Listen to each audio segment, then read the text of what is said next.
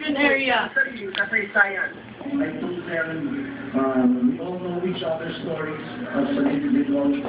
Now it's our chance to write our story. Jason Castro.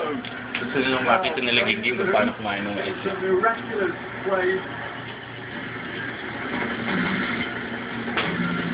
Bigit sa loob ng isang oras ay magsisimula na ang pakpakan para sa FIBA Asian Championship between itong kupunan ng Iran at nitong Gilas Pilipinas. At bukas, hindi pa rin matatapos ang pagkakain ng mga Pinoy fans sa basketball dahil narating na naman sa bansa si Kobe Bryant at bibisita rin siya dito sa Mall of Asia. Vicky?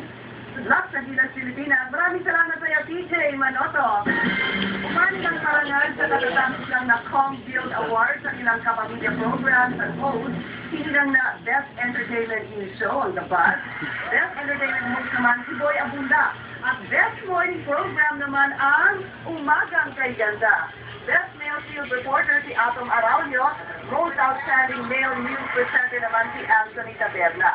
Habang sumanggap naman ang kauna-unahang Hall of Famer naman bilang Most Outstanding Male News Presenter si Ted Bailon.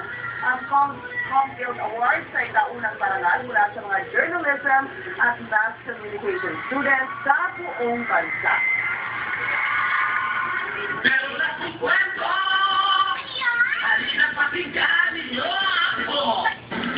Usapang amazing naman tayo tila yung po ang nangyari sa isang bulubi ng abutan ng rambol habang namamalimos sa kalye. Habang sa America's Got Talent, na counterpart naman ng ating Pilipinas Got Talent, ilang markadong spot ang husay po sa pagbutang sa ere at tunay na amazing dance step. Lahat ng yan sa mga kwento ni Mark Logan. Nagpunga naman ang effort ng YouTube sensation na si Kenichi Ibina. Dahil level ito sa previous episode ng America's Got Talent, tawag sa kanya